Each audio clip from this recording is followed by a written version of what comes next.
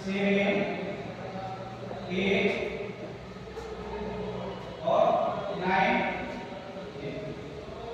कितना तक हो गया नंबर्स 1 से लेकर 10 तक हो गया।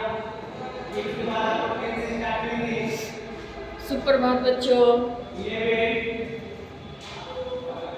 11 आज फिर आप लोगों की विद्यालय बंद हो गई है क्योंकि ठंड बढ़ गई थी और आप लोगों के स्वास्थ्य को ध्यान रखते हुए फिर आदेश जारी हो गए, जिस वजह से फिर विद्यालय को बंद कर दिया गया। तो फिर से हम लोग ऑनलाइन क्लास में मिल रहे हैं और फिर से मैं आपसे आग्रह करूंगी कि जो भी ऑनलाइन क्लासेस में पढ़ाई जाती है उसे आप लोग ज़रूर पढ़ें और ज़रूर उसे नोट करें, क्योंकि बार बार बताया जा रहा है कि ठंड की वजह से विद्यालय हमेशा बंद ही हो जा रही है, तो हम लोगों का सिलेबस पीछे रह जाएगा। तो सिलेबस पीछे ना हो इसलिए आगे सिलेबस पढ़ा रहे हैं ताकि आप लोग का कंप्लीट हो जाए, कोई चीज़ छूटे नहीं और सारे चैप्टर को आप लोग टच कर सकें। तो आप लोगों से हम ज़रूर अनुरोध करेंगे कि आप लोग ऑनलाइन क्लास ज़रूर अटेंड कीजिए और जो भी पढ़ाया जाता है उसे नोट कीजिए। इससे पहले वाली क्लास में हम लोग पढ़े थे व्याकरण में श्रुति सम भिन्नाटक सब पढ़ लिए, पर्यायवाची सब पढ़ लिए। ऐसे आप लोगों को पता है कि आज सोमवार है, मंडे है, तो आज तो हिंदी भाविका होना चाहिए, लेकिन हम लोगों का व्याकरण का चैप्टर कुछ अधिक बचा हुआ है, जिस वजह से व्याकरण पढ़ाना अनिवार्य है। इसलिए मैं फिर से व्याकरण ही आज पढ़ाई हूँ, भाविका ना पढ़ाकर फिर से व्याकरण ही पढ़ाई हूँ, क्योंकि ये थोड़ा ज़्यादा चैप्टर है इसमें और इसको पढ़ाना बहुत ज़रूरी है सिलेबस को कंप्लीट करने के लिए। तो अब आज हम लोग पढ़ेंगे पाठ 20 वाक्य विचार। वाक्य विचार पढ़ेंगे, वाक्य के बारे में जानेंगे कि आखिर वो होता क्या है। तो वाक्य विचार को सही ढंग से प्रस्तुत करने वाली एक क्रिया से युक्त पद समूह वाक्य कहलाता है। कहने का अर्थ है विचार को सही ढंग से प्रस्तुत करना, यानी बोलना, बताना, किसी को कहना, एक क्रिया से युक्त, यानी क्रिया क्या, काम, किसी भी काम से जुड़ा हुआ रहना चाहिए, है ना। वैसा पद समूह जो एक ग्रुप तैयार होता है, एक समूह तैयार होता है, उसी को हम लोग क्या कहते हैं, वाक्य कहते हैं। अगर इसको एक तरह से दूसरे भी परिभाषा में अगर इसको बताए तो सार्थक शब्दों का सुव्यवस्थित रूप जो होता है वो भी वाक्य कहलाता है। सार्थक शब्दों यानी सार्थक शब्द का क्या अर्थ हो गया, जिसका अर्थ है बिल्कुल उसका सही सही अर्थ निकल रहा है, उसका मतलब निकल रहा है कि ये हो रहा है। निरर्थक शब्द में उसका अर्थ का ही नहीं पता होता है कि वो क्या हो रहा है, क्या काम हो रहा है, क्या नहीं हो रहा है, कैसा हो रहा है, क्यों हो रहा है, उसका पता नहीं चलता है, तो उसको हम लोग निरर्थक करते हैं। और सार्थक वही होता है जिसका कोई ना कोई अर्थ निकलता है, किसी न किसी काम का कोई मतलब निकलता है, उसे हम लोग सार्थक शब्द कहते हैं। तो अगर दूसरे भाषा में अगर परिभाषा बताए आपको तो सार्थक शब्दों का सुव्यवस्थित का मतलब होता है बिल्कुल क्रम बाय क्रम हर शब्द का यूज करना। अगर वो रूप में आता है तो वो भी वाक्य कहलाता है, वो भी वाक्य है। और ये भी विचार को सही ढंग से, जब हम कोई बात, अपने विचार, अपने मन की बातें जब किसी को प्रस्तुत करते हैं, बताते हैं किसी भी काम से, अब जैसे मान लीजिए कि अगर मैं बोलूं शिक्षक पढ़ा रही है या फिर शिक्षिका पढ़ा रही है, तो शिक्षिका तो पढ़ा रही है, शिक्षक तो पता ही है कि कौन है, शिक्षिका कौन है, पढ़ा रही है, तो वो किस चीज़ का काम कर रही है, पढ़ाने का काम कर रही है, तो उसमें क्रिया युक्त है, यानी पढ़ाई चल रहा है, तो उसी को कहा जाता है वाक्य। अब देखिए वाक्य के अंग, अब वाक्य के दो अंग होते हैं। अंग यानी यानी भाग। अंग का क्या अर्थ होता है? भाग।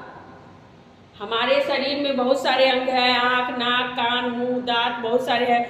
आप लोग बचपन में पढ़े होंगे कि शरीर के अंगों के नाम लिखो। शरीर तो एक लंबा चौड़ा सा है ही सबके पास, लेकिन उसके भाग अलग अलग है, उसके अंग अलग अलग है, तो उसका नाम अलग अलग है। तो उसका नाम हम लोग पढ़ते हैं, लिखते हैं, जानते हैं कि आखिर हमारे शरीर में कौन कौन से अंग हैं। उसी प्रकार वाक्य के भी अंग होते हैं। वाक्य के 2 अंग होते हैं। वाक्य के 2 अंग होते हैं। पहला होता है उद्देश्य, जो कर्ता होता है। कर्ता जो व्यक्ति है, जो कर रहा है, किसी काम को कर रहा है, उसके बारे में कहा जाता है। और दूसरा होता है विधेय यानी क्रिया। विधेय का अर्थ होता है क्रिया यानी काम। वो विधेय व्यक्ति, वो उद्देश्य व्यक्ति, ठीक है ना, जो किसी काम को कर रहा है यानी विधेय कर रहा है, क्रिया कर रहा है, वो बताया गया। ठीक है, तो उद्देश्य कर्ता, जिसके संबंध में कुछ कहा जाए उसे उद्देश्य कहते हैं। कहने का अर्थ क्या है? जिसके संबंध में, किसी भी व्यक्ति के संबंध में अगर कुछ कहा जाए, यानी कोई भी बातें, कोई भी विचार कहा जाए, उसे क्या कहते हैं? उद्देश्य कहते हैं। जैसे मैं देख लीजिए, यहाँ लिखी हूँ मैं, राधा किताब पढ़ती है, सोनम गाजर खाती है। अब देखिए, अब यहाँ कर्ता कौन है? कर्ता यहाँ राधा है। इसमें कर्ता कौन है? यहाँ सोनम है ना। अब मतलब किताब पढ़ने का काम कौन कर रही है? राधा कर रही है। गाजर खाने का काम कौन कर रही है? सोनम कर रही है। तो ये क्या हो गया? ये कर्ता हो गया, है ना। मान लीजिए, इसको हम लिख भी सकते हैं, राधा सोनम कौन हो गए? कर्ता। क्या? राधा और सोनम कौन हो गए? कर्ता। यही दोनों है जो कर्ता, या फिर उसको उद्देश्य भी कह सकते हैं। ठीक है, उसके बाद आइए विधेय। विधेय यानी क्रिया। तो उद्देश्य के संबंध में जो कुछ कहा जाए उसे विधेय कहते हैं। उद्देश्य के संबंध में यानी कर्ता के संबंध में। उद्देश्य किसको कहा गया? कर्ता को। यानी उद्देश्य के संबंध में यानी कर्ता के संबंध में जो कुछ भी कहा जाए, यानी जो भी बातें उसके बारे में कह रहे हैं। जैसे आप लोग भी अपने दोस्तों के बारे में कुछ न कुछ कहते रहते हैं, तो जो बातें कहे उसी बात को हम लोग क्या कहते हैं? विधेय कहते हैं। जैसे मान लीजिए, देख लीजिए, मैं जो यहाँ पे आपको वाक्य लिखी थी, राधा किताब पढ़ती है, सोनम गाजर खाती है, सेम वाक्य मैं यहाँ दी हूँ ताकि आप लोगों को समझने में प्रॉब्लम ना हो, समस्या ना हो और आसानी से आप समझ सके। यहाँ भी वही लिखा हुआ है। जैसे में वाक्य राधा किताब पढ़ती है, तो राधा किताब पढ़ रही है, तो देखिए यहाँ उद्देश्य में क्या था? राधा और कौन थी? सोनम। राधा की सोनम थी, तो ये राधा और सोनम क्या थी? कर्ता थी।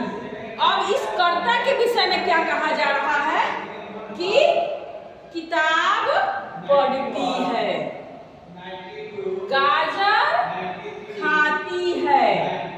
अभी जो कर्ता है वो कौन सा कार्य कर रही है? राधा किताब पढ़ने का काम कर रही है और सोनम गाजर खाने का काम कर रही है। तो ये क्या हो गई? ये विधेय। ये जो हमारा लाइनिंग जो है, किताब पढ़ती है, गाजर खाती है, ये क्या हो गए? विधेय यानी क्रिया। यही काम वो कर रही है।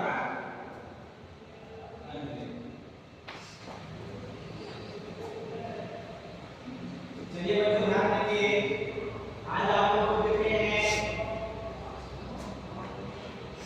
इसको आप लोग देखते हैं, रोमन नंबर आप लोग को सिखाए हैं। तो आप लोगों को ये समझ में आ गया होगा अच्छे तरीका से। मुझे आशा है कि आप लोग अच्छे से समझ गए होंगे। अब देखिए वाक्य के दो प्रकार होते हैं। अब यहाँ हम लोग पढ़े थे कि वाक्य के अंग, क्या पढ़े थे? वाक्य के अंग। तो वाक्य के दो अंग होते हैं, ये पढ़े थे। अब देखिए प्रकार, ये तो अंग था, शरीर का अंग था। अब प्रकार पढ़ेंगे, वाक्य के प्रकार। जैसे शरीर के अंग है उसके नाम है, उसी तरह शरीर कितने प्रकार के होते हैं ये तो आपको पता ही होगा। कोई छोटा होता है, कोई लंबा होता है, कोई नाटा होता है, कोई मोटा होता है, कोई पतला होता है। तो हर तरह का शरीर है ना, तो शरीर का भी अलग अलग प्रकार हो गया। उसी तरह वाक्य का भी अलग अलग प्रकार होगा अंग के अलावा। तो वाक्य के दो प्रकार हैं, रचना की दृष्टि से और अर्थ की दृष्टि से।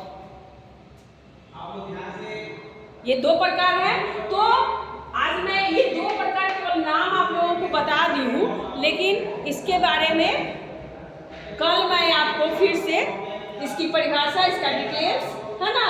अब रचना की दृष्टि से कितने वाक्य होते हैं, कैसे वाक्य होते हैं, वो हम आपको बताएंगे। फिर अर्थ की दृष्टि से कैसे होते हैं वो हम आपको बताएंगे, वो हम आपको लिखवाएंगे। ये चैप्टर थोड़ा लंबा होने वाला है, इसलिए मैं अभी वहीं तक बताई हूँ, उससे अधिक नहीं बताई हूँ, ताकि आप लोग इतना नोट करके याद कर ले। और एक चीज और मैं बताना चाहूंगी कि जिस प्रकार आप लोग वाक्य के विषय में जाने कि विचार को सही ढंग से प्रस्तुत करने वाली एक क्रिया से युक्त पद समूह को क्या कहते हैं? वाक्य कहलाता है। तो आप लोग इससे पहले पढ़े होंगे कि वर्णों को जोड़कर क्या बनते हैं? शब्द पढ़े होंगे, बिल्कुल। तो जिस प्रकार वर्णों को जोड़कर शब्द बनते हैं, उसी तरह शब्दों को जोड़कर क्या तैयार होता है? वाक्य तैयार होता है। ये मैं आप लोग को क्लास में, मैं उस दिन स्कूल खुली थी तो मैं आपको समझाई थी, क्योंकि उस दिन वाक्य मैं आप लोगों से कुछ बनवाई थी, उस दौरान मैं आपको समझाई थी कि सार्थक शब्दों को जोड़ जोड़ करके क्या बनता है? एक वाक्य तैयार होता है। अब वाक्य बहुत तरह के होते हैं, उसके विषय में जानने के लिए हम लोगों का कल तक के लिए वेट करना पड़ेगा, इंतजार करना पड़ेगा। आज आप लोग इतना ही नोट कीजिए और इतना ही पढ़िए। अगर मैं एक बार फिर इसको दोहरा देती हूँ, वाक्य विचार को सही ढंग से प्रस्तुत करने वाली एक क्रिया से युक्त पद समूह वाक्य कहलाता है। वाक्य के अंग, वाक्य के दो अंग होते हैं। पहला उद्देश्य यानी कर्ता, जिसके संबंध में कुछ कहा जाए उसे उद्देश्य कहते हैं, यानी किसी व्यक्ति के विषय में कहा जाए, संबंध में कहा जाए। संबंध यानी विषय, उसके बारे में। जैसे राधा किताब पढ़ती है, सोनम गाजर खाती है, यहाँ किसके विषय में कहा जा रहा है? राधा और सोनम के विषय में कहा जा रहा है। विधेय क्रिया, उद्देश्य के संबंध में जो कुछ कहा जाए उसे विधेय कहते हैं। जैसे राधा किताब पढ़ती है, सोनम गाजर खाती है, तो यहाँ राधा और सोनम क्या है? कर्ता है, और यानी उद्देश्य है, और यहाँ काम क्या हो रहा है? किताब पढ़ने का काम हो रहा है, गाजर खाने का काम हो रहा है। तो ये विधेय है, यानी ये क्रिया है। ठीक है ना बच्चों? उसके बाद देखिए, वाक्य के दो प्रकार होते हैं, रचना की दृष्टि से, अर्थ की दृष्टि से। और इसके आगे की जानकारी मैं फिर आपको अगले दिन के अगली क्लास में दूंगी। आज के लिए बस इतना ही क्लास। आप इसको नोट कर लीजिए अच्छे से और इसको याद कर लीजिएगा। आपसे नम्र निवेदन है कि इसको नोट जरूर कीजिएगा, क्योंकि अभी अभी जब विद्यालय खुली थी 2 दिनों के लिए, तो उसमें बहुत ऐसे बच्चे थे जो ऑनलाइन क्लास ज्वाइन नहीं किए और उसको नोट नहीं किए थे। तो ये गलत बात है, इसको आप लोग जरूर नोट कीजिए। जब समय मिले आप लोग को डाउनलोड करके आप लोग के ग्रुप पर भेज दिया जाता है, तो आप इसको जरूर से जरूर नोट किया करें। चलिए, इसी के साथ मैं आज की क्लास यही समाप्त करती हूँ। बाय।